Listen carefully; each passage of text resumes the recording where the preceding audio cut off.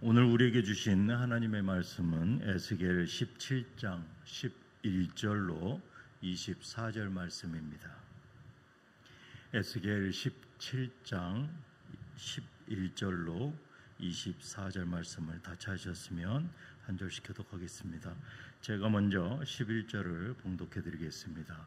여호와여, 말씀이 또 내게 임하여 이르시되 너는 반역하는 족속에게 묻기를 너희가 이 비유를 깨닫지 못하겠느냐 하고 그들에게 말하기를 바벨론 왕이 예루살렘에 이르러 왕과 고관을 사로잡아 바벨론 자기에게로 끌어가고 그 왕족 중에서 하나를 택하여 언약을 세우고 그에게 맹세하게 하고 또 그 땅에 능한 자들을 옮겨갔나니 이는 나라를 낮추어 스스로 서지 못하고 그 언약을 지켜야 능히 서게 하려 하였음이거늘.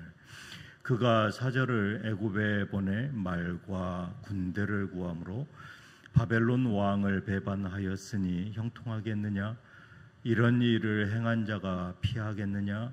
언약을 배반하고야 피하겠느냐? 주 여호와의 말씀이니라. 내가 나의 삶을 두고 맹세하노니 바벨론 왕이 그를 왕으로 세웠거늘 그가 맹세를 저버리고 언약을 배반하였은즉 그 왕이 거주하는 곳 바벨론에서 왕과 함께 있다가 죽을 것이라. 대적이 토성을 쌓고 사다리를 세우고 많은 사람을 멸절하려 할 때에 바로가 그 큰 군대와 많은 무리로도 그 전쟁에 그를 도와주지 못하리라. 그가 이미 손을 내밀어 언약하였거늘 맹세를 업신여겨 언약을 배반하고 이 모든 일을 행하였으니 피하지 못하리라. 그러므로 주 여호와의 말씀이니라. 내가 나의 삶을 두고 맹세하노니 그가 내 맹세를 업신여기고 내 언약을 배반하였은즉 내가 그 죄를 그 머리에 돌리되 그 위에 내 그물을 치며 내 올무에 걸리게 하여 끌고 바벨론으로 가서 나를 반역한 그 반역을 거기에서 심판할지며 그 모든 군대에서 도망한 자들은 다 칼을 엎드러질 것이요 그 남은 자는 사방으로 흩어지리니 나 여호와가 이것을 말한 줄을 너희가 알리라. 주 여호와께서 이같이 말씀하시되 내가 백향목 꼭대기에서 높은 가지를 꺾어다가 심으리라. 내가 그 높은 새 가지 끝에서 연한 가지를 꺾고 높고 우뚝 솟은 산에 심되 이스라엘 높은 산에 심으리니 그 가지가 무성하고 열매를 맺어서 아름다운 백향목이 될 것이요 각종 새가 그 아래에 깃들이며 그 가지 그늘에 살리라. 그들의 모든 나무가 나 여호와는 높은 나무를 낮추고 낮은 나무를 높이며 푸른 나무를 말리고 마른 나무를 무성하게 하는 줄 알리라. 나 여호와는 말하고 이루리라 하라. 아멘. 저는 오늘 본문 말씀을 가지고 모든 것이 역전되리라 라는 제목으로 은혜를 나누기를 원합니다. 에스겔서 17장은 1절부터 10절에서 두 가지의 비유를 들어서 이스라엘의 상황을 말씀하셨습니다. 그 비유는 독수리와 포도나무 비유로 포로된 이스라엘의 민감한 상황을 설명하고 있습니다.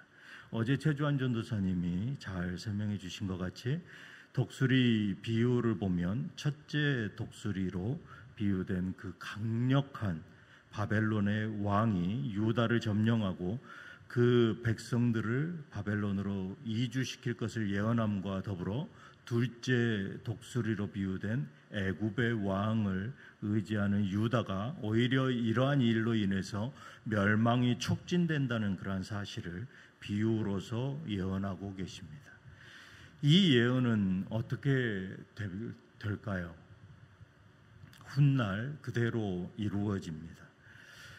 하나님은 바벨론도 애굽도 이 하나님의 구속사, 그 주관자 되시는 하나님의 그 섭리 가운데서 사용하시고 움직인다라는 사실을 오늘 말씀에서 우리에게 가르쳐주고 계십니다.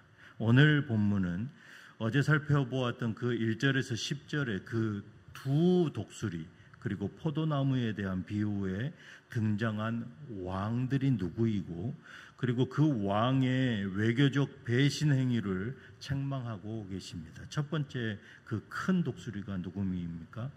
당시 최강대국이었던 그 바벨론의 느부갓네살 왕입니다. 그는 큰 날개와 큰 깃 그리고 많은 깃털들로 비유하고 있습니다.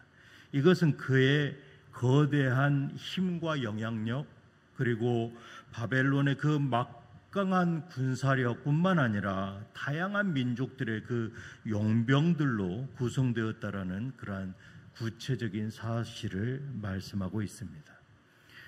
큰 독수리는 먼 곳에서 날아옵니다. 그리고 레바논을 정복하죠.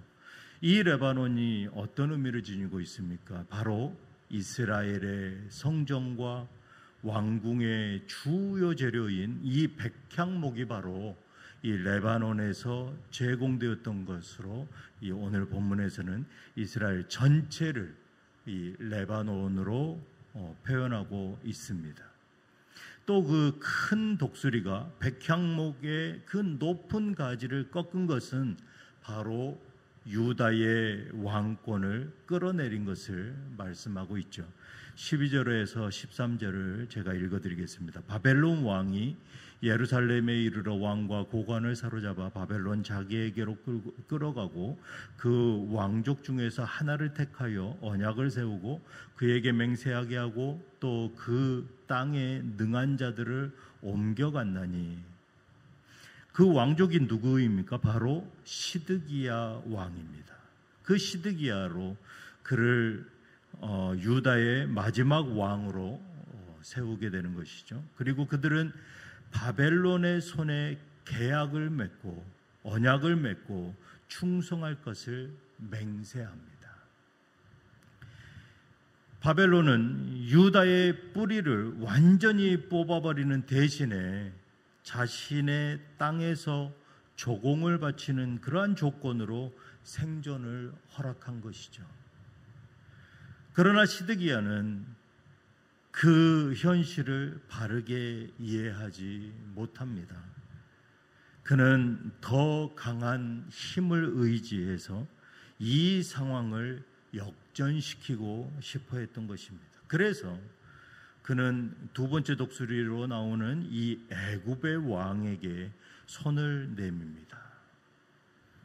이것은 단순한 정치적인 실수만이 아닌 것입니다. 왜냐하면 하나님이 허락하신 그 질서 안에서 잠잠히 인내해야 할 이때에 더 강해 보이는 인간의 힘을 의지한 언약의 파기인 것입니다. 15절을 제가 읽어드립니다. 그가 사절을 애굽에 보내 말과 군대를 구함으로 바벨론 왕을 배반하였으니 형통하겠느냐? 이런 일을 행한 자가 피하겠느냐? 언약을 배반하고야 피하겠느냐? 시드기야의 이 배신 행위에 대해 과연 성공하겠느냐? 계약을 어기고서 어떻게 너희가 무사할 수 있겠느냐라고 말씀합니다.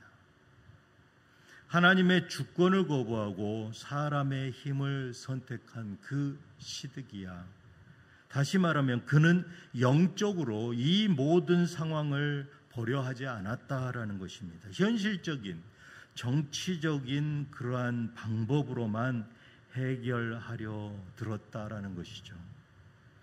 하지만 그가 의지했던 애굽의 날개는 허무하게 꺾여버리고 맙니다. 하나님의 심판은 단호했습니다. 16절에 바벨론 왕이 그를 왕으로 세웠거늘 그가 맹세를 저버리고 언약을 배반하였은즉 그 왕이 거주하는 곳 바벨론에서 왕과 함께 있다가 죽을 것이라. 왜 이렇게 무서운 심판을 하나님께서 선언하십니까? 그 이유가 바로 18절에 그가 이미 손을 내밀어 언약하였거늘 맹세를 업신여겨 언약을 배반하고. 시드기야가 바벨론과 맺은 그 언약, 이것은 단순한 이 느부갓네살 대 시드기야의 그러한 언약이 아니었다라는 이 말씀입니다. 이 언약은 이러한 상황을 하나님께서 허락하시고 하나님 앞에서 언약이 이루어졌다라는 것입니다. 그러나 시드기야는 결국 하나님의 주권이 아니라 자기 자신의 지혜와 자기 자신의 명철을 의지하였다라는 것입니다. 그 판단을 더 신뢰해야겠다라는 그러한 인간의 교만을 그대로 드러낸 것이죠. 그 결과는 어떻습니까? 21절에 그 모든 군대에서 도망한 자들은 다 칼에 엎드러질 것이요 그 남은 자는 사방으로 흩어지리니. 하나님께서 어떻게 하셨습니까? 21절에 나 여호와가 이것을 말한 줄을 너희가 알게 하겠다라는 것이죠. 하나님께서 이렇게 하신 이유는 결국은 온 이스라엘 백성들이 하나님이 여호와이심을 알게 하기 위해서 이렇게 하셨다라는 것입니다. 하나님께서는 이 절망의 선포 이후에 놀라운 소망의 메시지를 전합니다. 22절에 내가 백향목 꼭대기에서 높은 가지를 꺾어다가 심으리라. 내가 그 높은 새 가지 끝에서 연한 가지를 꺾어 높고 우뚝 솟은 산에 심되 이스라엘 높은 산에 심으리니 그 나무가 무성하고 열매를 맺어서 아름다운 백향목이 될 것이요 각종 새가 그 아래에 깃들이며 그 가지 그늘에 살리라. 그들의 삶의 현장은 어떻습니까? 이 포로지에서 그러한 포로 생활을 하고 있습니다. 그런데 하나님께서는 아름다운 백향목이 될 것이고 열매가 무성하게 맺힐 것이며 그 가지에는 각종 새가 깃들이고 그 가지 그늘에서 평안하게 살 것이다 라고 말씀하고 계십니다. 과연 이 백향목 꼭대기가 무엇입니까? 바로 다윗의 후손을 지칭하고 있습니다. 그리고 높은 가지는 메시아 즉 예수 그리스도를 예표하고 있죠. 모든 죄인들을 위해서 희생 제물로 오신 그 메시아, 그 메시아가 바로 연한 가지인 것입니다. 연한 가지가 훗날 무성한 그 열매를 맺게 하고 각종 새들의 안식처가 될 것이다 라고 하나님께서는 희망의 메시지를 선포하십니다. 세상의 권력을 의지했던 그 왕은 스스로의 열심으로 뿌리내리려고 했습니다. 하지만 실패했죠. 하나님께서 약속하신 이 연한 가지는 이스라엘의 가장 높은 곳에 심기우고 그 가지는 자라서 거대한 나무가 될 것이며 세상의 모든 새, 이것은 이스라엘을 뛰어넘어 모든 열방에까지 그 가지가 미쳐서 안식처가 될 것이다 라는 것이죠. 우리는 이 희망의 메시지, 회복의 언약을 믿고 의지해야 합니다. 세상의 권력과 나의 지혜를 의지하는 것이 아닌 오직 회복의 주체이시며 언약의 주체이신 하나님만을 의지할 때 우리는 다시 회복할 수 있습니다. 하지만 우리는 그 회복의 그때를 알 수 없는 것이죠. 사랑하는 유장의 성도 여러분, 회복은 바벨론도 애굽도 시드기야도 아닌 오직 하나님만이 행하실 수 있습니다. 진정한 회복의 시작은 내가 결심하는 것이 아니라 반드시 행하시는 그 하나님을 믿는 믿음의 고백에서 시작되는 것입니다. 이제 말씀을 맺겠습니다. 하나님은 우리에게 모든 것이 역전될 것이다 라고 약속하셨습니다. 24절 말씀을 다 같이 한 목소리로 봉독하겠습니다. 시작. 들의 모든 나무가 나 여호와는 높은 나무를 낮추고 낮은 나무를 높이며 푸른 나무를 말리고 마른 나무를 무성하게 하는 줄 알리라. 나 여호와는 말하고 이루느니라 하라. 아멘. 아멘이십니까?